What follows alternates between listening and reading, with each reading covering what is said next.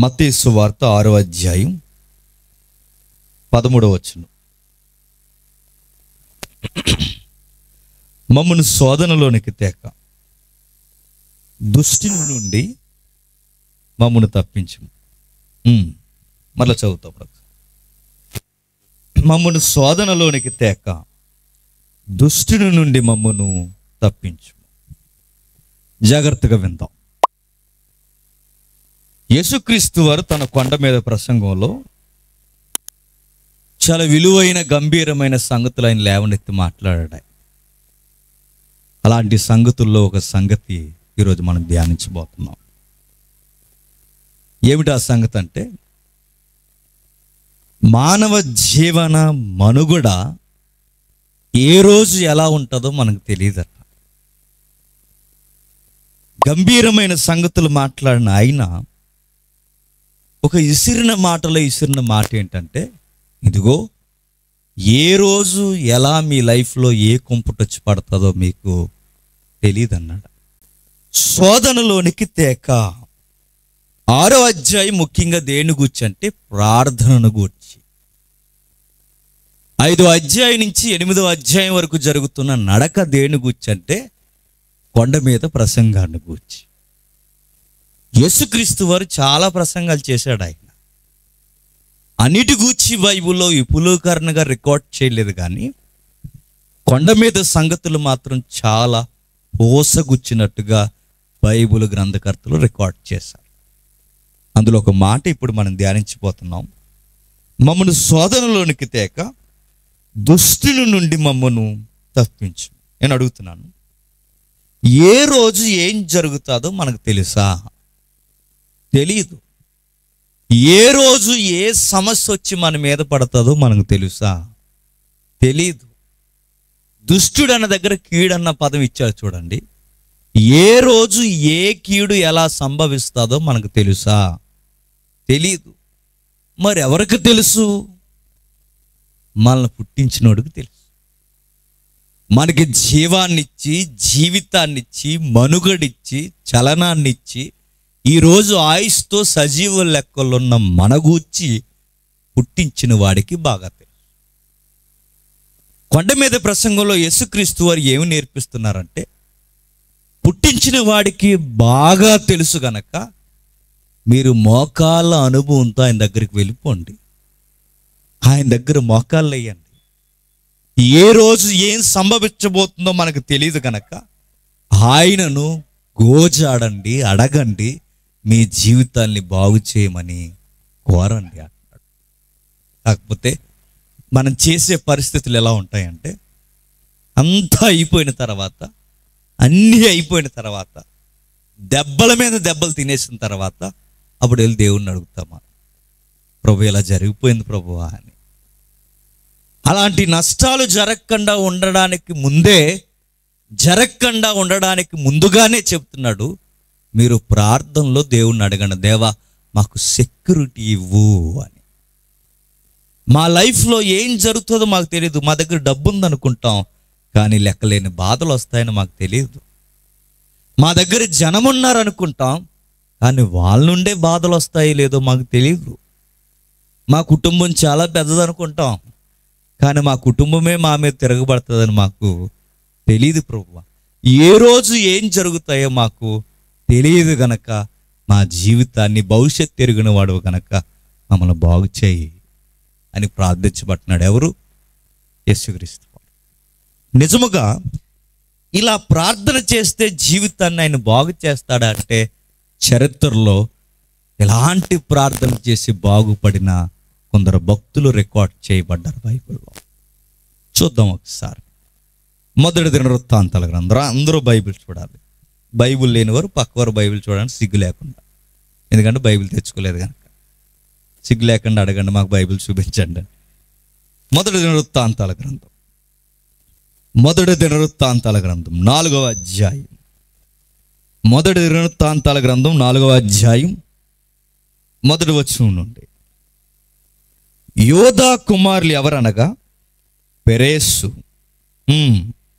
కర్మి, ఊరు, అలా చెబుతూ ఒక లిస్టు తయారు చేశాడు చూడండి. దినవృత్తాంతాల గ్రంథం అంటే అది ఒక చరిత్ర గ్రంథం. వృత్తాంతాల గ్రంథం అంటే అది రాజులకు సంబంధించిన గ్రంథం. ముఖ్యంగా ఇది చరిత్ర గ్రంథం.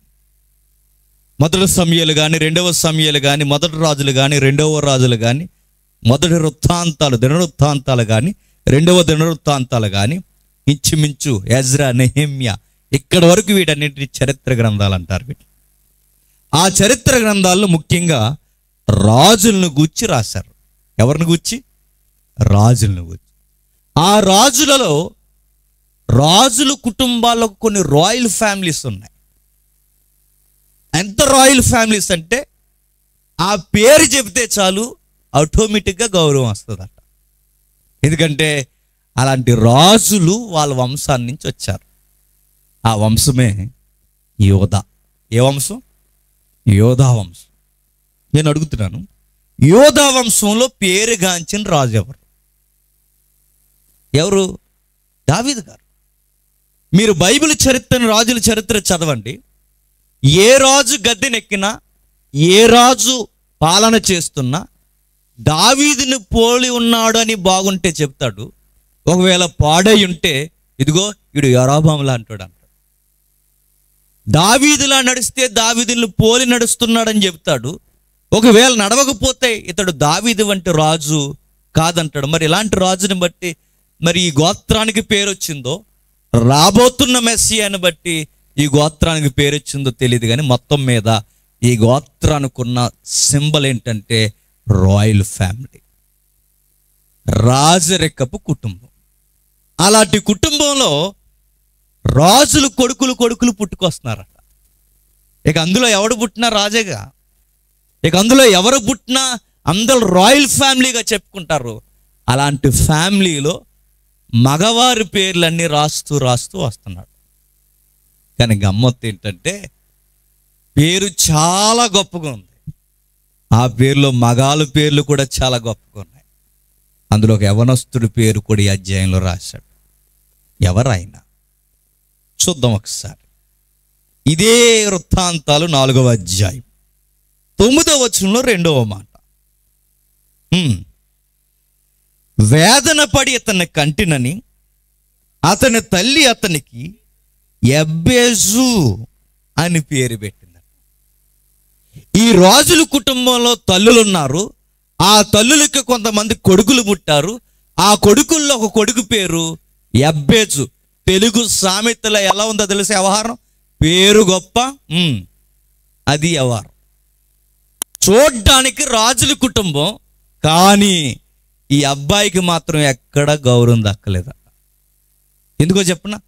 ఇరుగు పొరుగు వాళ్ళు గౌరవించారు లేదో తర్వాత విషయం, బయట ఉన్న వాళ్ళు గౌరవించారు లేదో తర్వాత విషయం, బంధువులు గౌరవించారు లేదో తర్వాత విషయం, కానీ కన్న తల్లే సరిగ్గా గౌరవం లేని పేరెట్టిందట. ఏం పేరు?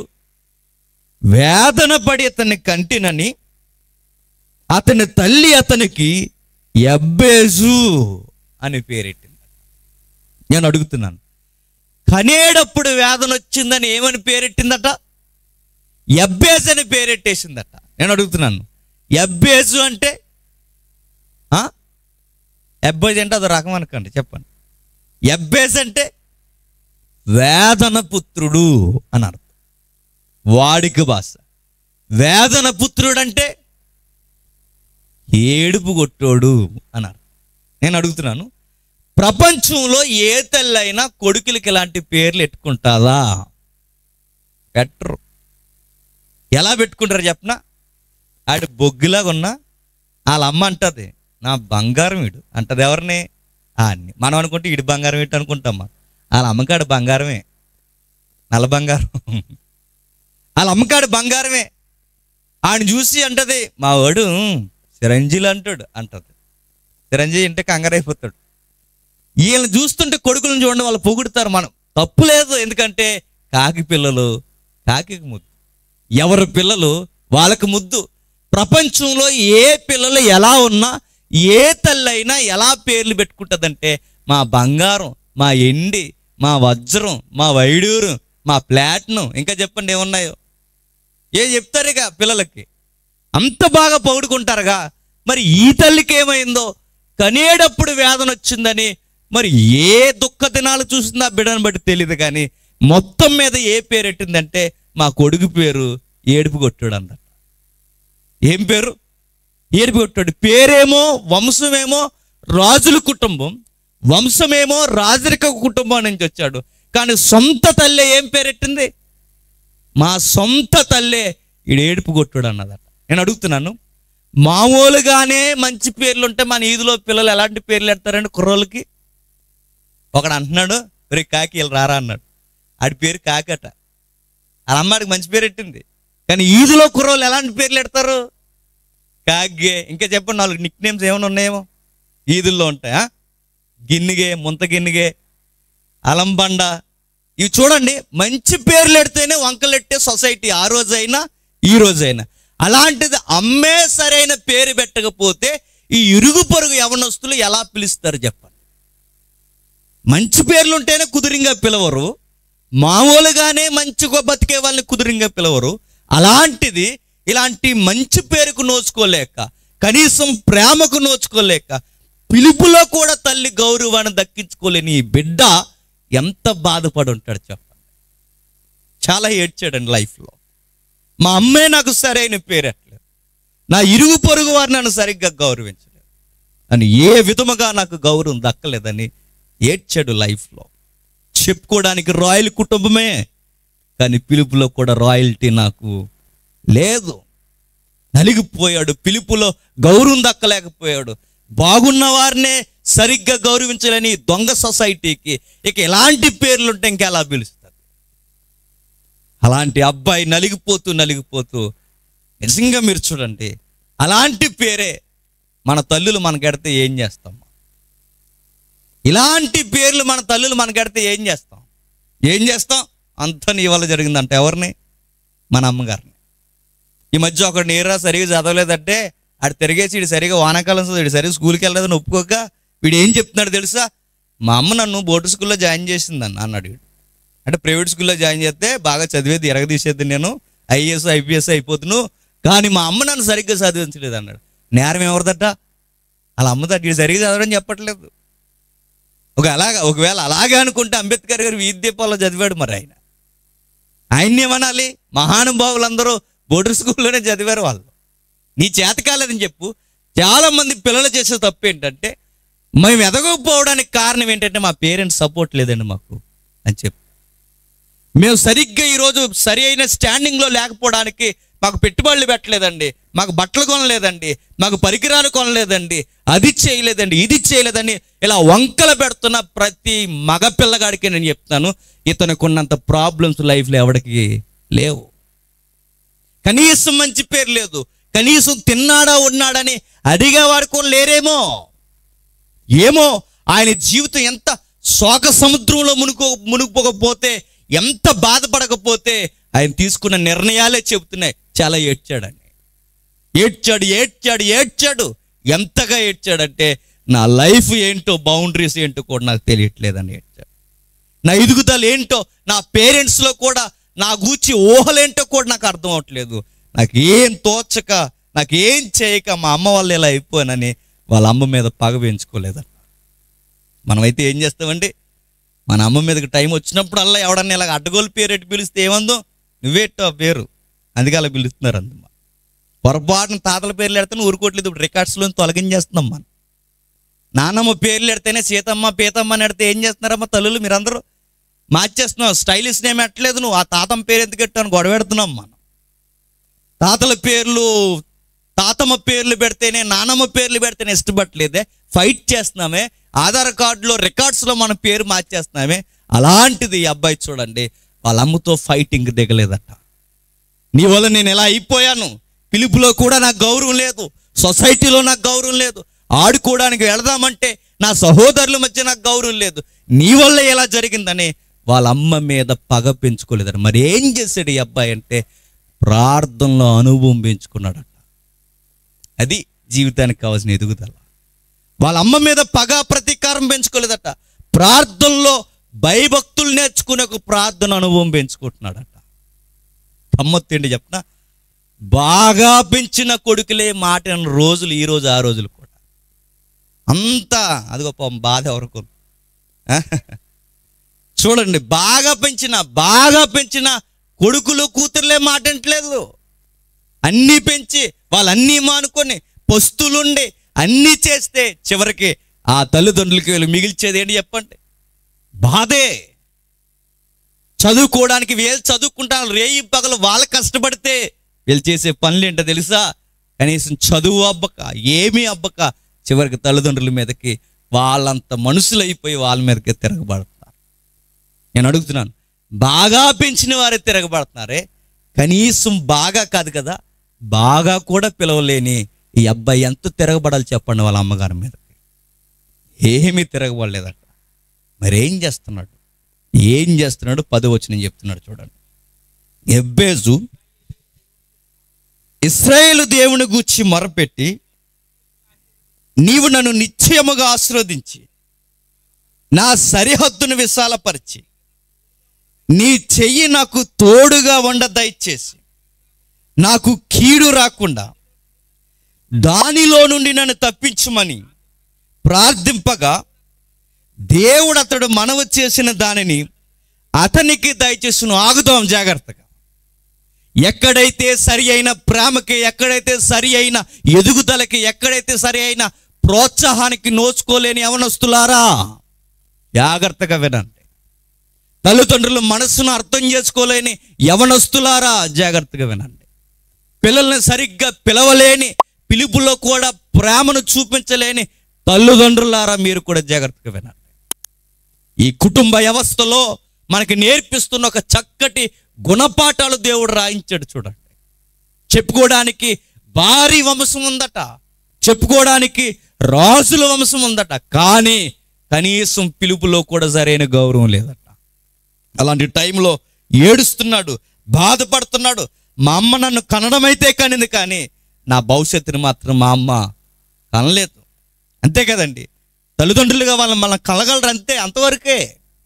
అంతగా అవసరమైతే పెంచగలరంతే. రేపొద్దున్న మన భవిష్యత్తు ఏంటో వాళ్ళు చూడగలరా? వాళ్ళ మనుషులే, వాళ్ళ దేవుళ్ళు కాదు కదా.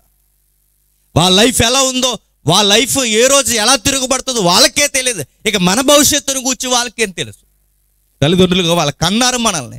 ఆ కనిన తర్వాత ఏ రోజు ఎలా జరుగుతాయో, ఏ పరిస్థితులు ఉంటాయో మనకి తెలియదు. తెలియని మనకి దేవుడు నేర్పిస్తున్న సూత్రం ఏంటంటే, తెలిసిన వాడి దగ్గరికి రమ్మంటున్నాడు, అంతా ఎరిగిన వాడి దగ్గరికి రమ్మంటున్నాడు. ఆయన దగ్గరికి రండి, మీ లైఫ్ని ఎలా ఎదిగించాలో ఆయన చూస్తాడట. వెళ్తున్నాడు. వెళ్ళిన తర్వాత అర్థవంతమైన ప్రార్థన చేస్తున్నాడు. ఏమంటున్నాడంటే, ఎబ్బేజు ఇశ్రాయేలు దేవుని గూర్చి మొరపెట్టి, ఎవరికట మొరపెడుతున్నది? ఇశ్రాయేలు దేవుని గురించి. నేను అనుకుంటాను నిజానికి ఇలా రాసేయచ్చు, అక్కడ వచ్చును. ఏమన్నా తెలుసా? ఎబ్బేజు దేవునికి ప్రార్థన చేసినంటే అయిపోను. కానీ రచయిత అలా చెప్పట్లేదు. ఏం చెప్తున్నాడు? ఇశ్రాయేలు దేవుని గూర్చి మొరపెట్టి అన్నాడు. ఆ దేవుడు ఏ దేవుడో, ఆ దేవుడు ఏ జనాంగానికి దేవుడో చూపిస్తూ చెబుతున్నాడంటే, మరలా ఒక మాట నేను జ్ఞాపకం చేస్తున్నాను. దేవునికి ప్రార్థన చేసిననే కన్నా జనాంగాన్ని చూపిస్తూ ఎబ్బేజు ఎవరికి ప్రార్థన చేశాడో చెబుతున్నాడు. ఎబ్బేజు కూడా ఆ ప్రార్థనలో ఏ దేవునికి చేస్తున్నాడో కూడా మనకి పరిచయం చేస్తున్నాడు. నేను అడుగుతున్నాను, ఎవరు ఇశ్రాయేలీయులు అంటే? ఎవరు? సుమారు 430 సంవత్సరాలు భయంకరమైన బానిసత్వంలో నలిగిపోయిన ఒక జనాంగం, లక్షల మంది జనాంగం. ఆ లక్షల మందికి రాత్రికే వాళ్ళకి స్వతంత్రం వచ్చేసింది. అంతే, రాత్రికే ప్రపంచంలో ఎవరికి రాని విడ్డూరమైన స్వతంత్రం వచ్చింది. ఎవరికి? ఇశ్రాయేలుకి. నేను అడుగుతున్నాను, మనకు స్వతంత్రం రావాలంటే ఎంతమంది చచ్చిపోయారు? గాంధీ గారు కూడా చచ్చిపోయారు. సుభాష్ చంద్రబోస్ ఏమైపోయాడు కూడా తెలియదు. బాలగంగాధర్ తిలక్ చనిపోయారు. ఎందరో గొప్ప గొప్ప మహనీయులుగా పిలుచుకుంటున్న అనేక మంది ఈ నేల మీద చచ్చిపోతే కానీ మనకి స్వతంత్రం రాలేదు. మన దగ్గర మల్లెం దొర, ఎవరు హీరో? అల్లూరి సీతారామరాజు కూడా చచ్చిపోయాడు బ్రిటిష్ వారిని ఎదిరించడానికి. ఒకరిద్దరా? తెలుగులో నుంచి ఫైట్ చేసిన వారు ఉన్నారు, ఫ్రీడమ్ ఫైటర్స్. ఆంగ్లంలో నుంచి ఫైట్ చేసిన వారు, మనకు సపోర్ట్ ఇచ్చిన వారు ఉన్నారు. మన నేషనల్ లాంగ్వేజ్ నార్త్లో నుంచి హిందీ, అక్కడి నుంచి ఫైట్ చేసిన వారు ఉన్నారు. అన్ని ప్రాంతాల నుంచి ఫైట్ చేసి అనేక మంది చచ్చిపోతే కానీ భారతదేశానికి స్వతంత్రం రాలేదు. మీరు భారతదేశమే కాదు, ఆఫ్ఘనిస్తాన్ అయినా, అమెరికా అయినా, బ్రిటన్ అయినా, ఏ దేశాన్నైనా మీరు చూసుకోండి, ఒక దేశం నుంచి ఒక దేశానికి స్వతంత్రం రావాలి అంటే మంచోళ్ళు ఫైటర్స్ కూడా చచ్చిపోయారు. ఒక దేశానికి ఊరికే స్వతంత్రం రాదు. కానీ గమ్మత్తు ఏంటి చెప్పిన, ప్రపంచంలో విచిత్రమైన స్వతంత్రం వచ్చిన ఒకే ఒక్క దేశం ఇజ్రాయెల్ దేశం. రక్తం కారకుండా బయటకు వచ్చేసారట. ఎవరు? ఇజ్రాయెల్. ఏం జరిగిందంటే ఏం లేదు, రాత్రికి ఒక పండగ చేసుకున్నారట. ఎవరు? ఇజ్రాయెల్. ఆ పండగ పేరు పస్కా. రాత్రికే పస్కా చేసుకుని పస్కా పాటలు పాడుకుని అలా పాటలు పాడుకుంటూ వస్తున్న టైంలో ఎవరైతే ఐగుప్తీలు ఉన్నారో ఆ పాలిస్తున్న వారు అన్నారట, అమ్మ వెళ్తున్నాం అమ్మ అమ్మగారు అన్నారట. ఎవరు? ఇజ్రాయేలు. అప్పుడు యజమానురాలు ఈజిప్టియన్ అన్నదట, నీ మెడెట్టి బోడుగా ఉంది అని అడిగిందట. మరి ఏం చేయమంటారు అమ్మగారు, మేము బానిసలం కదంటే, ఇదిగో ఈ నకిలీ చేసుకో అన్నది, ఈ వడ్డానం పెట్టుకో, అవి తీసుకో, ఇవి తీసుకొని వాళ్ళే అన్నీ ఇచ్చి బహుమానాలు, జాగ్రత్తగా వెళ్ళండి అడవిలో అన్నారట. ఎవరు? ఐగుప్తీలు. ఎంత విచిత్రం అంటే పాటలు పాడుకుని పండగ చేసుకుని వాళ్ళ బంగారమే తీసుకుని అక్కడి నుంచి రాత్రికి అలా వచ్చేసారట. వచ్చేసిన వీళ్ళు నడుస్తూ ఉండగా నెల రోజులకి తెచ్చుకున్న సరుకులన్నీ అయిపోయిన వెంటనే వీళ్ళకి కేకలు, ఆకలి కేకలు అయిపోయాయి. ఎవరికి? ఇశ్రాయేలుకి. ఎప్పుడైతే ఆకలి కేకలు అయిపోయాయో, కేకలేస్తున్న ఇల్లు కేకలు వేస్తే బాగానే ఉన్న ఆకలేస్తుందని, కానీ ఇలా కేకలు చాలా విడ్డూరంగా ఉన్నాయి. ఏమైనా కేకలు అంటే, మాకు మాంసం కూర లేదని ఏడుస్తున్నారట. ఎవరు? ఇశ్రాయేల్. ఏం కూర లేదని? మాంసం కూర. ఇదేమి ఏడుపు?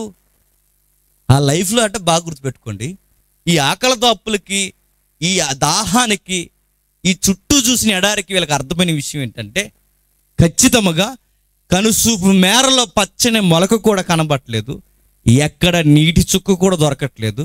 అర్థమైపోయింది, మేము చచ్చిపోతాం. మేము ఆ ఈజిప్ట్లో చచ్చిపోయిన బాగుండు, ఈ మహానాయకుడు అని ఈ మోసేని నమ్ముకుని మేము వచ్చాం. తీరా వచ్చిన తర్వాత ఈ ఎడారిలో ఒంటరిగా ఇసుకలో చచ్చిపోయేలా ఉన్నాం. చచ్చిపోయే ముందు మేము ఎలా చచ్చిపోవాలనుకున్నామంటే, మాంసం బాగా తిని చచ్చిపోవాలనుకున్నారట. ఎవరు? ఈ విచిత్రమైన మనుషులండి. ఎవరు? ఇశ్రాయేల్. ఎలా చనిపోవాలనుకున్నారట? మాంసం బాగా తిని. అదేం జీవిత లక్ష్యం అంటే, అదో లక్ష్యం వాళ్ళకి. ఎవరికి? ఇశ్రాయేల్కి. మాంసం మీద అంత పిచ్చి ఏంటరా మీకు అని అడిగితే, వాళ్ళు ఎంత పిచ్చి అంటే గుర్తెట్టుకోండి, వాళ్ళకి మాంసం కూర దొరికేది కదట. ఎవరికి? ఇశ్రాయేల్కి. మనకు కూడా పిచ్చి ఉంది. ఎవరికి? మనకి. వీళ్ళు కూడా చచ్చిపోయిన దగ్గర ఎడతారు మాంసం కూర అట్టుకెళ్ళి. ఎవరికి? ఆడు బతుకున్నప్పుడు ఎట్టాడు అడిగి సారీ, ఆడు బతుకున్నంతకాలం సారీ, బంగాళదుంపలు, ఇంకా చెప్పండి ఇలాంటివన్నీ పెట్టి ఏపీ పప్పుసార్లు, చిక్కుడుకాయలు, చెప్పండి ఇంకేమన్నా చెప్పండి, వంకాయలు, ఇవన్నీ వండి అప్పుడప్పుడు ఆడికి అమాసకి పున్నానికి మాంసం కూర ఉడితే కొంత ఇష్టంగా తినేవాడు. చచ్చిపోయి గ్యాంబ వచ్చిందట, మాంసం కూర బాగా తినేవాడు అని దాకట్టుకెళ్ళ రిటంగా లెగిసి తింటాడాడు. ఇశ్రాయేలుకి కూడా బాగా అర్థమైన విషయం ఏంటంటే, వాళ్ళకి జీవితంలో సరైన మాంసం కూర దొరకలేదు. వాళ్ళకి 1 సంవత్సరం 2 సంవత్సరాలు కాదు, 430 సంవత్సరాలు ఐగుప్తిలో వాళ్ళు ఏం తిన్నారంటే ఆ భయంకరమైన పనులు చేశారు. అక్కడ ఎట్టి సాకిరీ చేశారు. అక్కడ ఒక్క మాటలో చెప్పాలంటే ఆ పిరమిడ్స్ కట్టడానికి వాళ్ళ జీవితాలు దారబోసారు. ఎంత కష్టపడి బండలు మోసి ఇన్ని చేస్తే సాయంత్రం వచ్చేసరికి, ఇంటికి వచ్చేసరికి వాళ్ళకు ఉండే కూరలు ఏంటి చెప్పనా? బెండకాయలు, ఎల్లుల్లిపాయలు, ఉల్లిపాయలు, కీరదోసకాయలు, ఈ కూరలు ఇచ్చేవారట. ఎవరు? ఐగుప్తీయులు. ఎక్కువ మాట్లాడితే ఆ ఉల్లిపాయలు కూడా దొరకవట. వాళ్ళకి సాయంత్రం వచ్చేసరికి వాళ్ళకి వండే కూరలు ఏంటి చెప్పిన, ఆ యజమానులు అవే ఇచ్చారు. వాళ్ళకి మాంసం ఇచ్చేవారు కాదు. ఈరోజు ఏం కూర అంటే కాకరకాయ అని చెప్పేదట. ఎవరు? ఆ ఇంట్లో ఆవిడ. ఈరోజు కూడా అదేనంటే, నిన్న ఉల్లిపాయ, రేపు ఉల్లిపాయ ఫ్రై అని చెప్పేవారట. ఇక రోజు ఈ ఉల్లిపాయలు, బెండకాయలు, కీరదోసకాయలు, ఈ వంకాయలు, టమాటకాయలు తిని నూరంతా చచ్చిపోయాలనుకున్నారట.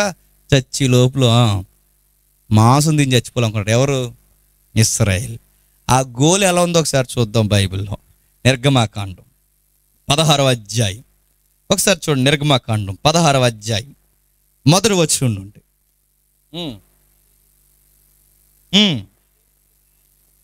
ఏలీము నుండి ప్రయాణమైపోయి వారు ఐగుప్తి దేశము నుండి బయలుదేరిన 2వ నెల 15వ దినమున ఏలీమునకు సీనాయికి మధ్యనున్న సీను అరణ్యానికి వచ్చిరి. ఆ అరణ్యములో ఇశ్రాయేలు సమాజం అంతయు మోసే అహరోనుల మీద జరిగిన 2వ నెల 15వ దినం, అంటే నెల 15 రోజులకి వాళ్ళు తెచ్చుకున్న సరుకులన్నీ అయిపోయాయట. ఎప్పుడైతే అయిపోయాయో మోసే దగ్గరకు వచ్చి, మోసే మేము చచ్చిపోయేలా ఉన్నాం, కానీ చచ్చిపోయే ముందు మాకు ఒక లైఫ్ గోల్ ఉందన్నారట. ఆ లైఫ్ గోల్ ఏంటి? ఇశ్రాయేలీలు మేము మాంసం వండుకొని కుండల యొద్ద కూర్చుండి తృప్తిగా ఆహారం తిన్నప్పుడు యెహోవా చేతి వలన ఎలా సావకపోతే మేము ఎలా కోరుకుంటున్నారు చూడండి చావు. మేము ఎలా చనిపోవాలనుకోని తెలుసా? లైఫ్లో ఎప్పుడైనా చనిపోవాలనే ఒక రోజులు మాకు వస్తే మా లైఫ్ లక్ష్యం ఒకే ఒకటి, కుటుంబ సమేతంగా కొండ కొనుక్కోవాలనుకున్నారట. ఏంటి కొండ? కొండ ఎందుకు బావు అని అడిగితే వాళ్ళు చెప్తారట, కొండ ఎందుకు అంటావేంటి? చచ్చిపోయే ముందు మా కళ్ళ ముందు ఏముండాలి? కొండ ఉండాలి, ఆ కొండలో మాంసం ఉండాలన్నారు. ఎవరు? ఇశ్రాయేల్.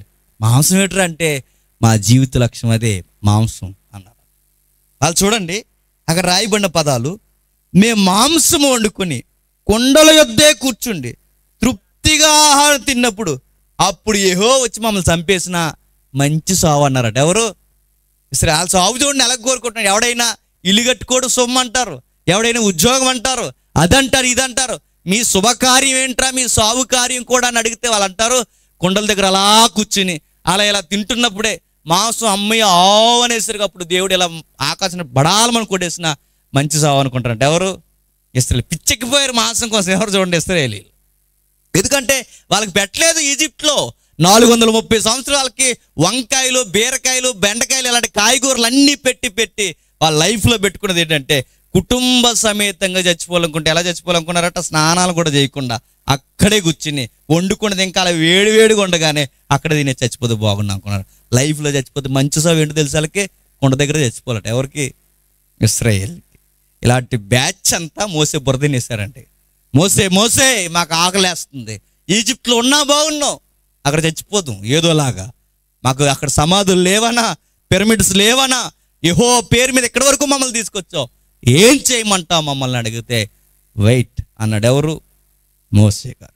ఎప్పుడైతే ఈ ఘోష ఆయన కనబడ్డాదో యెహోవాకు మొరపెట్టాడు, దేవా వీళ్ళ మాంసం అంటున్నారు ప్రభు అనగానే మాంసమేగా అన్నాడు. వెంటనే తెల్లవారేసరికి పూరేళ్ళు వచ్చేసాయి. వారు తినలేనంత మాంసం వాళ్ళ మీదకి వచ్చేసింది. తినిన వెంటనే ఒక్కొక్కడు పళ్ళ సందుల్లో కూడా ఉండిపోతాడు మాంసం. నేను అడుగుతున్నాను, వాళ్ళు ఇలా ఒక్కసారి తేనుపు వాళ్ళకి వస్తే ఇక్కడ వరకు మాంసం వచ్చి అంతలా తినేసారండి. ఎవరు? ఇశ్రాయేల్. మొత్తం తినేసిన తర్వాత అప్పుడు అన్నారట, బాగానే తినేహం, మాకు వాటర్ లేదన్నారట. ఎవరు? ఇశ్రాయేల్. అంత చూడండి, అంత బ్యాచ్ ఇదే. ఆకాశం నుంచి ఆహారం వచ్చిందంటే అద్భుతం. ఆ అద్భుతం పక్కన పడేసి వెంటనే మనల్ని అడిగారు, మాకు డ్రింకింగ్ వాటర్ కావాలన్నారు. నేను అడుగుతున్నాను, వీళ్ళు అడిగి ముచ్చట్లన్నీ ఎక్కడో తెలుసా? అరణ్యంలో. ఎక్కడ? అరణ్యంలో. నేను అడుగుతున్నాను, అరణ్యంలో సుమారు రాయబడిన సంఖ్య నడవగలిగిన వారి సంఖ్య 6 లక్షల మంది, మగవారి సంఖ్య 6 లక్షల మంది. ఇక స్త్రీలు, వృద్ధులు, పిల్లలు, వీళ్ళందరి లెక్కలో బైబిల్ పురావస్తు శాస్త్రవేత్తలు లెక్కలేస్తే 20 లక్షల మంది వచ్చారట. ఎంతమంది? 20 లక్షల మందికి ఇప్పుడు మాంసం కూర వండాలంటే ఎంత కష్టం చెప్పండి. చాలా కష్టం. వాళ్ళకి మాంసం రావాలంటే ఎంత కష్టం, అలాంటి వారికి నీళ్ళు రావాలంటే ఎంత కష్టం. వాళ్ళకే కాదు, వాళ్ళ ఒంటెలకి, వాళ్ళ పశువులకి నీళ్లు కావాలంటే అది అడుగుతున్నది ఎక్కడ? అరణ్యంలో. నేను అడుగుతున్నాను, అరణ్యంలో ఆహారం పెట్టడం అంత కష్టమా అని ఒకవేళ నీలో దోబూసులాడే ప్రశ్న నేను అడుగుతున్నాను. అరణ్యంలో వద్దు, ఇప్పుడు మనం ఎక్కడున్నాం? అందరిలో బతుకుతున్నాం. ఊరిలో ఎంతమంది ఉన్నాం? సుమారు ఇక్కడ 200 మంది 300 మంది ఉంటాం మనం. రేపే బ్రదర్ సుధాకర్ గారి ఇంటికి టిఫిన్కి వచ్చేస్తున్నాను చెప్పండి. రేపు ఉదయమే 300 మంది. ఈ రోజు నిద్ర వస్తే ఒట్టు ఎవరికి? సుధాకర్కి. రేపు లంచ్ కూడా మీ ఇంటి దగ్గర అని చెప్పండి. ఎవరైతే ఉన్నారో ఇక్కడ ఆర్గనైజర్స్ ఎవరైతే ఉన్నారో రేపు టిఫిన్, లంచ్, డిన్నర్ మీ దగ్గర అండి. ఈ రోజు నిద్ర ఉండదు ఇంకా. చూడండి, ఒక టిఫిన్కి వస్తా అంటే రేపు టిఫిన్ ఈ రోజు నుంచి అరేంజ్ చేయాలి, ఒక 300 మందికి భోజనం పెట్టాలని ఇంత కంగారు అయిపోతున్నావే. 20 లక్షల మందికి అరణ్యంలో అన్నం పెట్టడం అంటే మాటలా? బైబిల్ శాస్త్రవేత్తలు ఏమన్నారు తెలుసా? 20 లక్షల మందికి భోజనం పెట్టడం అంటే చిన్న సైజు మినీ గూడ్స్ అలా వచ్చి వెళ్ళాలట ట్రైను. ఒక టిఫిన్ చేసి అలా లెగిస్తే, ఒక భోజనం చేసి అలా లెగిస్తే, అలా మాంసం తిని అలా లెగిస్తే చిన్న సైజు గూడ్స్ బండి అయిపోవాలట. అంత 6 లక్షలు 20 లక్షల మందిని దేవుడు బంతుల్లా నడిపించాడు. ఎవరిని? ఇశ్రాయేలీ. వాళ్ళకి నీళ్ళంటే నీళ్ళు అలా వెనకాల బండ నుండి నీళ్ళు వస్తూనే ఉన్నాయట. నదుల వలె విస్తారముగా, సముద్రం అంత విస్తారమైన జలవులు వాళ్ళకు వస్తూనే ఉన్నాయట. ఎడారులు తాగారు, తిన్నారు, అనుభవించారు. ఇంకా విషయం ఏంటి చెప్పిన, కనీసం వాళ్ళకి చెమట కూడా పట్టకుండా వాళ్ళకి సెంట్రల్ ఏసీ వెనకాలే వచ్చేదట. సెంట్రల్ ఏసీ ఏంటి? మేఘస్తంభం, మేఘం. పగలంతా వేడెక్కడ. నీకు బాగా తెలియాలంటే ఈ గల్ఫ్ దేశాల్లో పనిచేస్తున్న మన వాళ్ళు ఎవరైనా ఉంటే అడగండి, అక్కడ టెంపర్ ఎలా ఉంటుందో. పగలంతా చాలా ఉష్ణోగ్రత ఉంటుంది అక్కడ. అందుకే వాళ్ళ కిచెన్ రూమ్లో, బాత్రూంలో, బయటకు వచ్చిన కార్లకు వెళ్ళినా, ఆఫీసులకు వెళ్ళినా, లిఫ్ట్లో ఎక్కడికి పోయినా ఎడారి ప్రాంతం కనుక ఏసీ లేకపోతే బతకలేరు అక్కడ. ఎక్కడికి పోయినా 2 నిమిషాలు అలా బయట ఉండి, 2-3 నిమిషాలు అలా బయట ఉండి మరలా వాళ్ళ లోపలికి వెళితే ఏసీలో బతికిన జీవితాలకి అక్కడ సాయంత్రంకి జ్వరం వస్తుంది, చలి జ్వరం. వాళ్ళకి అంత వేడి వస్తుందట. మొత్తం కలర్ మారిపోతారు 2 నిమిషాలకి. అంత భీకరమైన వేడి పగలంతా, రాత్రంతా భీకరమైన చలి. ఇలాంటి ఏరియాలో వాళ్ళు నడిపిస్తున్నట్టు 20 లక్షల మంది నడుస్తున్నారట. ఈ 20 లక్షల మంది నడుస్తున్నప్పుడు పగల ఎండ దెబ్బ తగలకుండా వాళ్ళకి మేఘం అలా వచ్చిందట.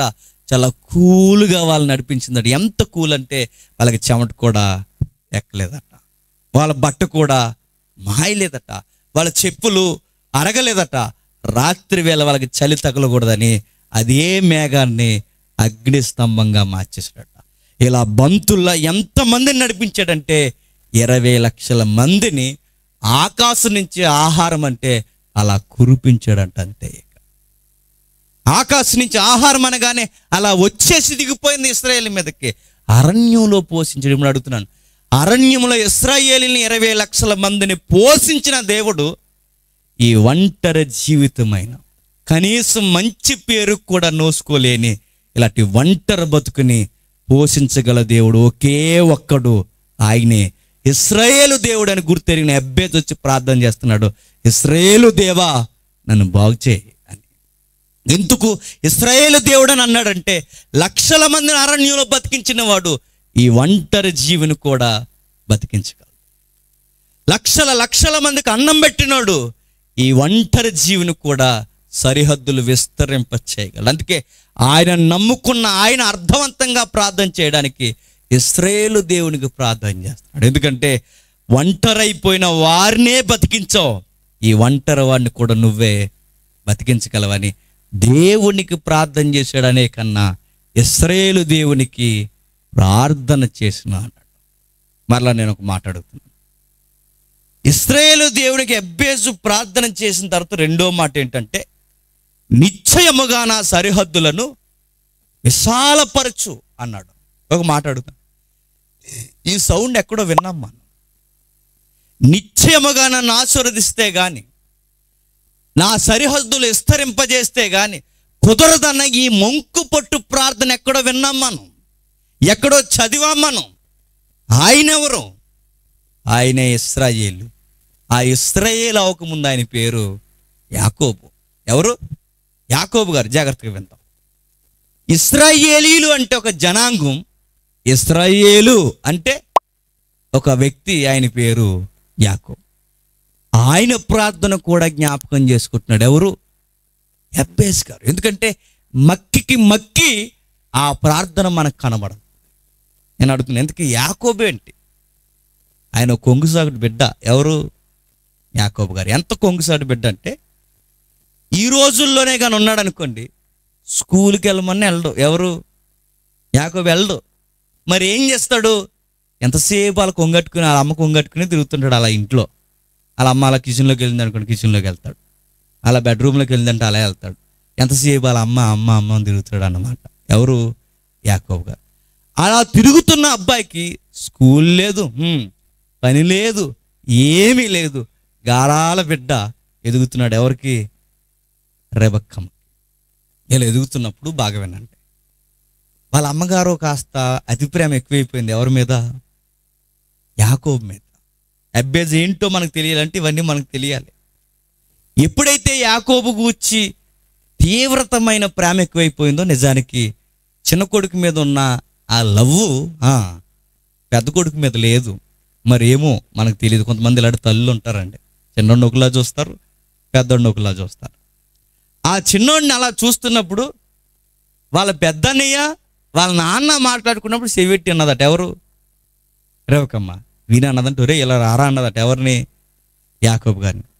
ఏమ్మా అని వచ్చాడు. ఎందుకు? కొంగసారి బిడ్డ, పిలుపు దగ్గరగానే ఉంటాడు, ఎక్కడికి వెళ్ళడు, స్కూల్కి గట్ట వెళ్ళడు, అలాగే తిరుగుతుంటాడు అన్నమాట. వెంటనే వచ్చేసాడు. వచ్చేసిన వెంటనే నీకు ఒక సీక్రెట్ చెప్పాలి. సీక్రెట్ మమ్మీ అన్నాడు. ఎందుకంటే అర్థమయ్యేంత వయసు కూడా లేదు, చాలా చిన్నోడు. అలాంటి టైంలో వెళుతున్నప్పుడు వాళ్ళ అమ్మగారు చెప్తున్నారట.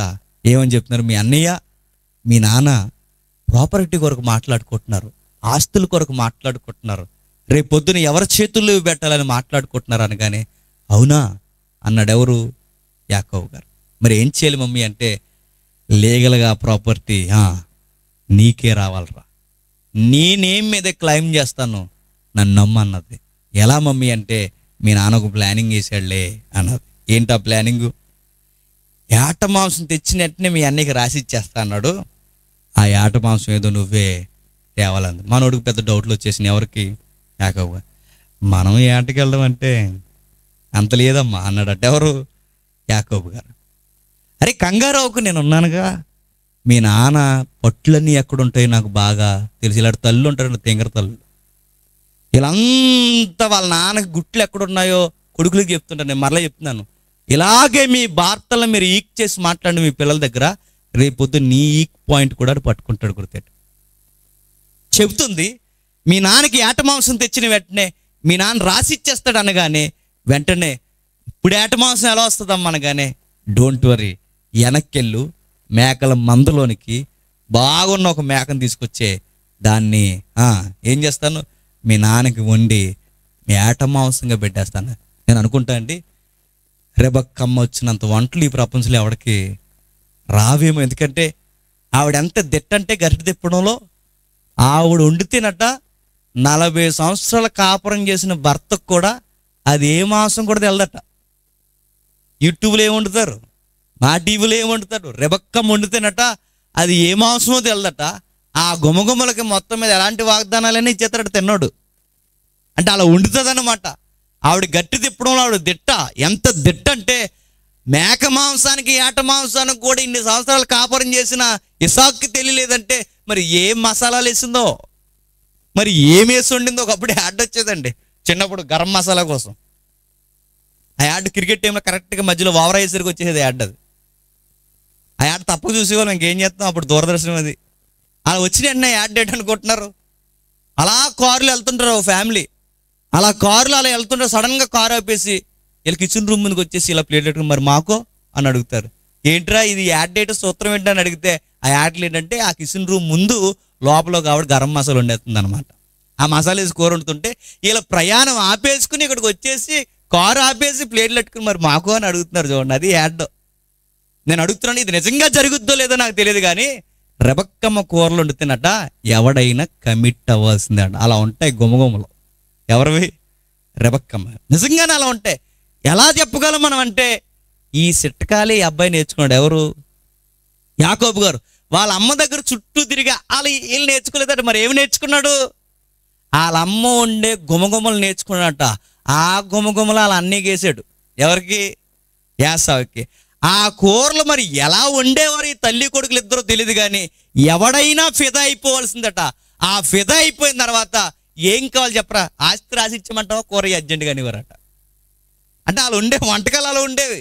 ఆ వంటల చిట్కాలకి అలా బలైపోయేవారట. యాకోబు గారికి చిట్కాలన్నీ బాగా తెలుసు, వాళ్ళ అమ్మకు కూడా బాగా తెలుసు. ఆవిడే మాస్టర్, వంట మాస్టర్. తెచ్చిన తర్వాత అన్నదట, రే ఇది మీ నాన్నకి పట్టుకెళ్ళంటే, మమ్మీ నాకు ఇంకో డౌట్ వచ్చింది అన్నాడు. ఎవరు? యాకోబు గారు. ఏంట్రా అని అడిగింది. వాయిస్ ఏదోలా కవర్ చేసేస్తాను, అసలే అబద్ధాలు ఆడి బాగా ఏదోలా చెప్తాను. మరి వాయిస్ బాగానే ఉంటుంది. మా నాన్నకు ఒక అలవాటు ఉంది. మా నాన్న ఇలా టచ్ చేసి చూస్తాడు. ఎందుకంటే మా నాన్నకి దూరదృష్టి, దగ్గర దృష్టి కూడా తగ్గిపోయింది. మా నాన్నకి ఇప్పుడు కళ్ళద్దాలు వేసినా కనబడదు. ఎవరికి? ఇస్సాక్ గారికి. ఇప్పుడు ఏం చేయమంటావు? మా నాన్న ఎలా తాగుతాడు, తాకిన వెంటనే మా నాన్నకి తెలిసిపోతాను. ఎందుకంటే మా అన్నయ్యకి రోమాలు ఎక్కువ, నాకు రోమాలు ఉండవనగానే అప్పుడు అన్నదట, రే మీ నాన్న బలహీనతలు నాకు బాగా తెలుసురా అన్నదట. మీరు ఏంటి మమ్మీ అంటే, స్పెషల్ సూట్ ఒకటి కుట్టించాను అన్నదట. ఆ సూట్ ఏంటి? మేకతోలు. ఆ మేకతోలు వేసుకుని వెళ్ళిపో. మీ నాన్న అలా చేయి తాకిన వెంటనే ఆ సూట్ మీద అలా పెట్టని అడుగుతాడు. డౌట్ వచ్చిన వృద్ధుడు కదరా, అంతేం కంగారు పడుకో, లేచి కూడా కొట్టలేడులే అన్నదట. మొత్తం మీద కవర్ చేశారు. ఏదోలా మ్యాజిక్ చేశాడు. మాంసం కూర తినేసాడు ఆయన. మొత్తం మీద రాసి ఇచ్చేసాడు. డాక్యుమెంట్స్ అంటే మా అర్థమేలా చెప్తున్నాను. మొత్తం మీద అయిపోయిన తర్వాత ఈ లోపల వాళ్ళ అన్నయ్య వచ్చేసాడు. ఆదర విదర వచ్చాడు. ఎవరు? యాసావు. వచ్చిన వెంటనే జరగాల్సిన నష్టం జరిగిపోయింది. ఇస్సాకు అన్నాడు, అరే ఇప్పుడే కదా వచ్చావు, మళ్ళీ వచ్చాడు అంటే, నేను వచ్చింది ఇందాక నేను కదా డాడీ. ఎవరు వచ్చారు అనగానే, ఇలాంటి తొంటర పనులు చేసేది ఒకడున్నాడు మన ఇంట్లో. ఎవడు? మా తమ్ముడు, నాకు తెలుసు డాడీ. దీంట్లో మా అమ్మ కూడా ఇన్వాల్వ్ అయ్యి ఉంటుంది. మొత్తం మ్యాటర్ అర్థమైపోయింది. వెంటనే ఫైర్ అయిపోయాడు. ఎక్కడాడు? ఇలా అమ్మకి అర్థమైపోయింది. ఎవరు ఈ మోసం చేసినాను. ఇస్సాకు కూడా కాస్తంత వాయిస్ రేజ్ చేసి మాట్లాడుతున్నాడు. ఇలా మడాలెత్తిపోయింది. అసలే ప్రేమ చిన్న కొడుకు మీద. ఒరే బతుకుంటే చెప్పండి ఆకు, ఆ ఆకు తిందాం, నువ్వు ఎక్కడో దిక్కునికి వెళ్ళిపోరా, ఇక్కడ మాత్రం ఎదురుగా ఉండకరా, దూరంగా ఉన్నా, నువ్వు ఎక్కడ దిక్కునికి క్షేమంగా ఉంటే చాలు, బతుకుంటే చాలు, వీళ్ళ కోపాలకు నేను చంపేసేలా ఉన్నారు, ఇంట్లోంచి వెళ్ళిపోరా అందట. నేను అడుగుతున్నాను, ఆ రోజు యాకోబు ఇంట్లో నుంచి వెళ్ళిపోతున్నప్పుడు ఏడ్చుంటాడా ఏడ్చుండడా చెప్పండి? ఖచ్చితంగా ఏడుస్తారు. ఎందుకంటే ఎప్పుడూ ఇంట్లో నుంచి కనీసం వీధిలో కూడా వెళ్ళి ఆడుకుని అబ్బాయి ఒకేసారి మరలా ఎప్పుడు వస్తాడో రానంత దూరం వాళ్ళ అమ్మ వెళ్ళిపోమంటుందంటే ఎంత ఏడ్చుంటాడు చెప్పండి. మన పిల్లలు రోజు మరి ఉదయం వెళ్ళి సాయంత్రం వచ్చేసే స్కూల్కి అంత ఎక్కెక్కి ఏడుస్తున్నారు. మనం రోజు దించినా గేట్ దగ్గర ఏడుస్తాడు నాన్న అనేసి అక్కడి నుంచాడు. మళ్ళీ వచ్చేతవరా సాయంత్రం నీకు చాక్లెట్లు కొని ఉంటా అన్న ఏడుస్తాడు. మన పిల్లలు ఎంత ఏడుస్తున్నారే, మరలా ఎప్పుడు వస్తాడో కూడా తెలియని అంత దూరం వెళ్ళిపోతున్నప్పుడు రెబెక్కమ్మ కూడా ఏడ్చింది. ఆ రోజు యాకోబు ఏడ్చుంటాడు, రెబెక్కమ్మ ఏడ్చుంటుంది. ఖచ్చితంగా ఎక్కెక్కి ఏడ్చుంటాడు. మరలా ఎప్పుడు చూస్తాం వాళ్ళకి తెలీదు. పర్యవసానం ఏంటి చెప్పిన, అబద్ధాల వలన సుఖము దొరకదు. భర్తను మోసం చేసి కొడుకు ఎదగాలనుకున్నావు. ఇదే ఇంట్లో ఎదగడం కాదు కదా, ఇంట్లో నుంచి బయటికి పోయాడు. మరలా ఎప్పుడు వస్తాడు కూడా తెలీదు. అబద్ధాల వలన పోగేసుకుని ఎదిగిపోదాం అనుకున్నావు. కనీసం బంధాలు ఉంటాయి ఊడుతాయి కూడా తెలియనంత దూరం వెళ్ళిపోయాడు. చివరికి సాధించింది ఏంటి చెప్పిన, యాకోబు 20 ఏళ్ళు తర్వాత తిరిగి వచ్చేసరికి కనీసం కొడుకు ముఖం కూడా చూడలేదు, చచ్చిపోయింది. ఏం సాధించారు? ఈ అబద్ధాలాడి ఒకే కుటుంబంలో తండ్రిని తల్లిని మోసం చేసినంత అడ్డగోలు అబద్ధాలాడి కుటుంబాల్లో ఏం సాధించారు? ఏమీ సాధించరు. ముఖాలు చూసుకోకుండా చచ్చిపోతారు. గుర్తెట్టుకోండి. నేను మరలా చెప్తున్నాను, బంధాలు తెగిపోవడానికి మనం ఎదిగిపోవాలని స్వార్థాలు మనకు వస్తే నేను చెప్తున్నాను, మరలా బతుకుండగా సఖ్యత మనకి దొరకకపోవచ్చు. యాకోబు ఏం సాధించాడు? రెబెక్కమ్మ ఏం సాధించింది? పూడ్చుకోలేనంత అగాధం సాధించారు వాళ్ళు. పరిగెట్టుకు వెళ్ళిపోయాడు, దూరం వెళ్ళిపోయాడు. అబద్ధాల వలన కుటుంబం ముక్కలు చెక్కలైపోయింది. మరలా చెప్తున్నాను, తల్లులారా కొడుకుల్ని జాగ్రత్తగా పెంచండి. అబద్ధాలు ముచ్చటని లేనిపోనివి తెలివితేటలని నేర్పించారో నేను చెప్తున్నాను, మీ కుటుంబాలని మీ పిల్లల జీవితాలని అందలేనంత దూరం విసిరేస్తారు. గుర్తుపెట్టుకోండి. చాలామంది తల్లులు ఇదే అనుకుంటారు, తెలివితేటలు అంటే నేను మరలా చెప్తున్నాను, ఎదుటోడిని మోసం చేయడం తెలివితేటలు కాదండి, దిగజారిపోవడం. మరలా చెప్తున్నాను, అది తల్లిదండ్రులను మోసం చేయడం తెలివితేటలు కాదండి, ఇంకా దిగజారిపోవడం. ఎదుటి వారిని మోసం చేసి ఎదగడం అనేది మన గొయ్యి మనమే తవ్వుకోవడం. గుర్తుపెట్టుకో. యాకోబు ఎప్పుడైతే ఇలాంటి పని చేశాడో, ఏ పని రాదు ఈ అబ్బాయికి, వంటలు వండు తప్ప, ఇంట్లోంచి పారిపోయాడు. పారిపోయినోడు వెళ్ళిన తర్వాత బావి దగ్గర కూర్చున్నాడట. ఎక్కడ? ఆ బావి దగ్గర. అటుగా అమ్మాయిలు వస్తున్నారు. ఎవరు? ఆవిడ అదో రకంగా ఉంది. ఎవరావిడ? రాహేలమ్మ. అలా కొండట్టుకుని అలాగొచ్చి గొర్రెలకు నీళ్ళు ఎడుతున్నప్పుడు ఫస్ట్ సైట్లోనే పడిపోయాడు. ఎవరు? యాకోబు గారు. నేను అడుగుతున్నాను. పని రాక, చదువు అబ్బక, ఏమీ రానోడు, ఏ పని రానోడు చేసే పని ఏంటి? జీకే పెట్టి చెప్పండి అబ్బాయిలు, చెప్పండి. పని రాక, చదువు అబ్బక, ఏమీ రాక, తల్లిదండ్రులకి అంది రానోడు చేసే పనులేంటి? స్టైల్గా చెప్పే మాట అని చెప్పనా, లవ్వు.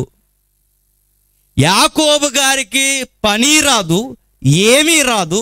ఆయన ఇంట్లో ఏ విషయానికి పనికొస్తుంటే గట్టి తిప్పడానికి తప్ప ఏ విషయం వాళ్ళ అమ్మగారి దగ్గర నేర్చుకోలేదు. మరి ఏమీ రానోడు బయటకు వచ్చి చేసే పని ఏంటి?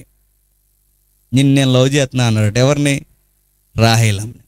మా డాడీకి చెప్పండి అన్నదట. ఎవరు? ఆవిడ కొంచెం ఎథిక్స్ ఉన్న అమ్మాయే. ఎవరు? మనకులాంటి అమ్మాయిలు కాదు, ఎథిక్స్ ఉన్న అమ్మాయే. మా డాడీ నోటీసులో పెట్టండి అన్నదట. మీ డాడీకి నేను ఎలా చెప్తాను చూడు, మీ డాడీకి ప్రధానమంత్రిగా అని చెప్తా అన్నాడట. వెళ్ళిపోయాడు, చెప్పేశాడు. వరుస కూడా కలిపేసి ఉంటాడు ఆ రోజు మా అమ్మగారు. మీ అమ్మాయి నేను చాలా గాఢంగా లవ్ చేస్తున్నాను. దొరికేవరు అనుకున్నాడు. ఎవరు? లాబాన్ గారు. అంత లవ్ చేస్తున్నావా అన్నాడు. చాలా లవ్ చేస్తున్నాను. షరతులు వర్తిస్తాయి మరి అన్నాడట. ఎవరు? లాబాన్ గారు. ఏం షరతులు మామాజీ అన్నాడు. ఏమీ లేదు, పేడకళ్ళు తీయాలి, తీస్తావా అన్నాడట. ఏం తీయాలి? పేడకళ్ళేటి మీ అమ్మాయి కోసం? ఏమన్నా తీస్తా, పెంట తీసేస్తా, అవసరమైతే గేదెలకి లైఫ్ బస్సు కూడా పెడతా, రెడీ అన్నాడట. రెడీ అయిపోయాడు. మొత్తం మీద కాపురం చేయమన్నాడు. దోళ్ళ దగ్గర, పశువుల దగ్గర. ఎన్ని సంవత్సరాలు?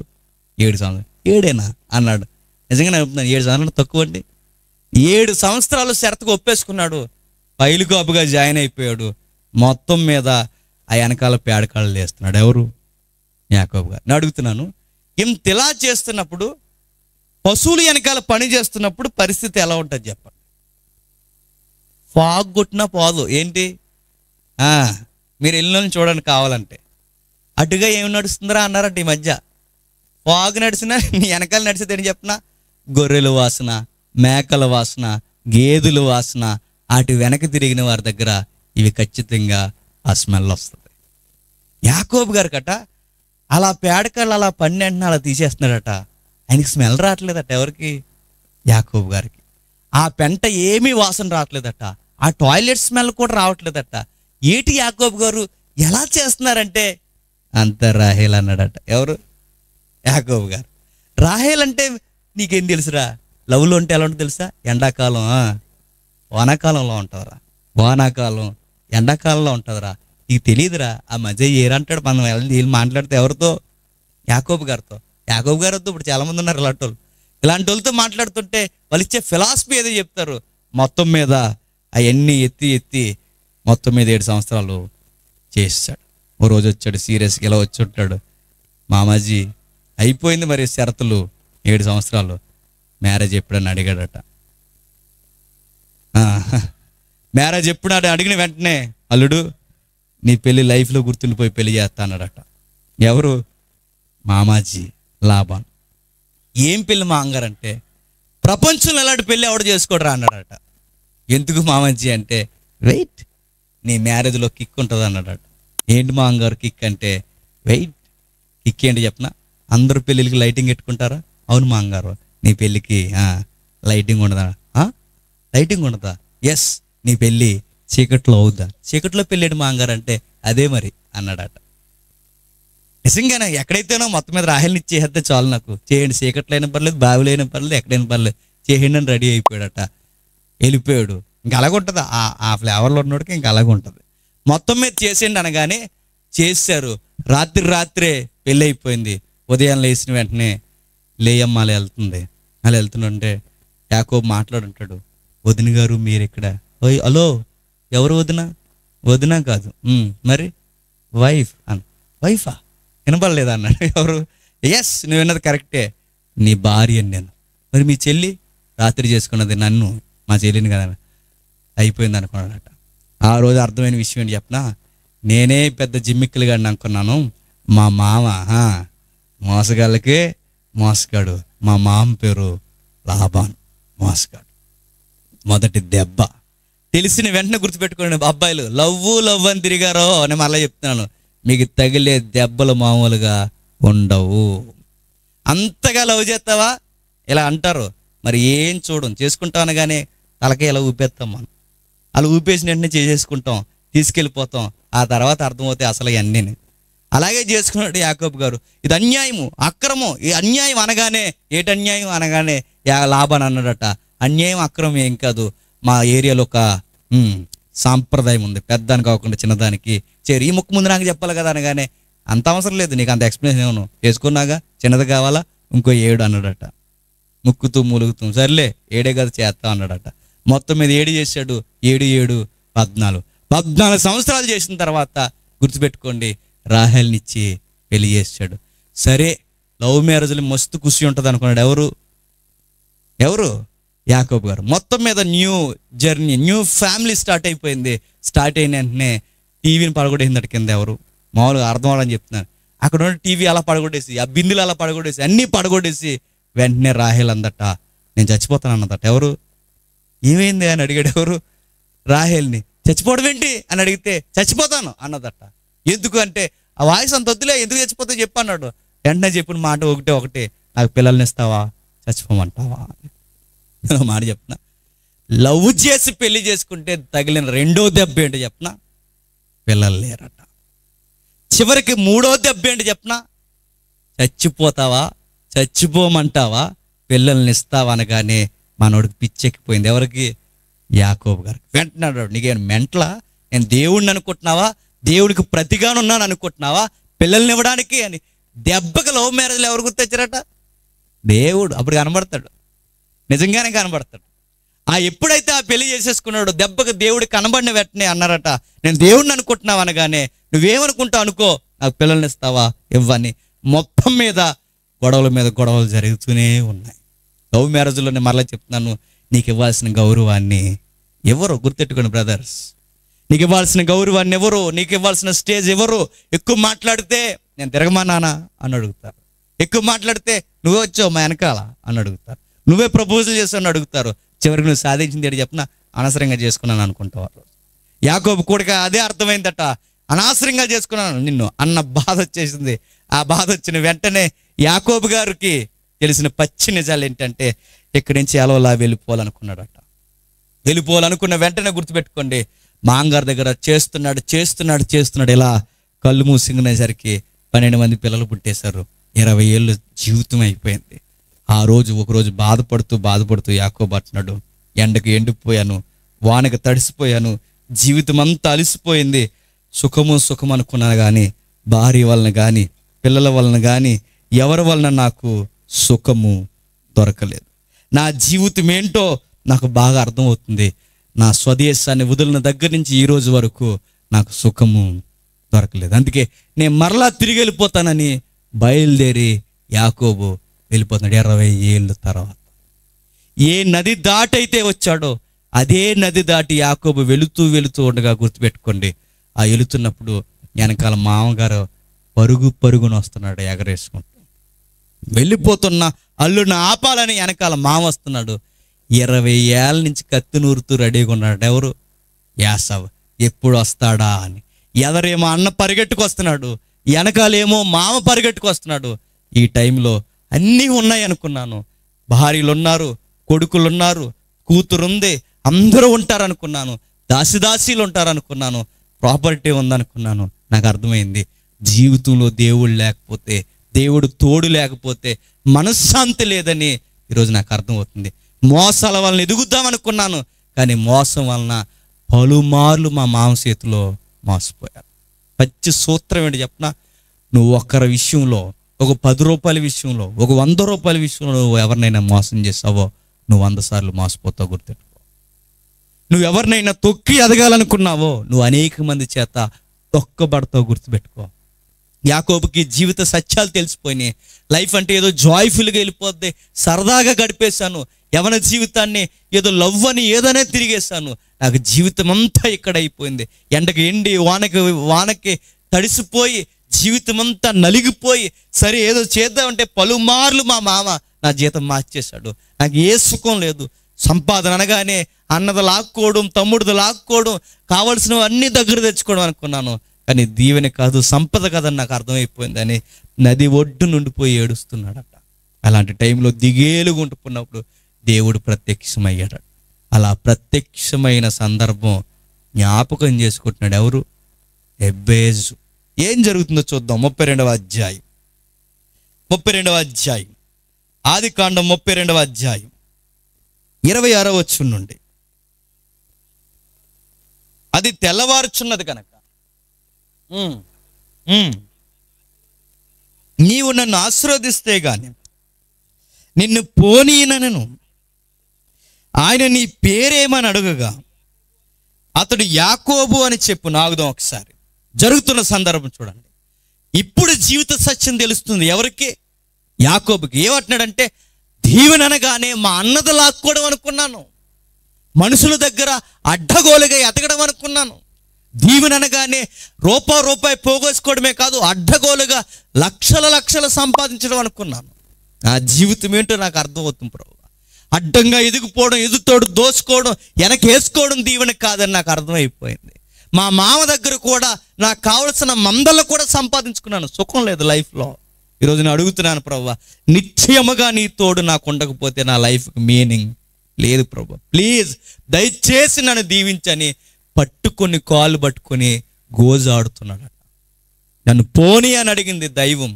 లేదు, నన్ను దీవిస్తే కానీ వెళ్ళడానికి వీల్లేదనగానే తుంటే ఎమికి ఎరగొట్టించుకున్నాడు దేవుని చేత. అయినా అడుగుతున్నాడట ఏడుస్తూనే.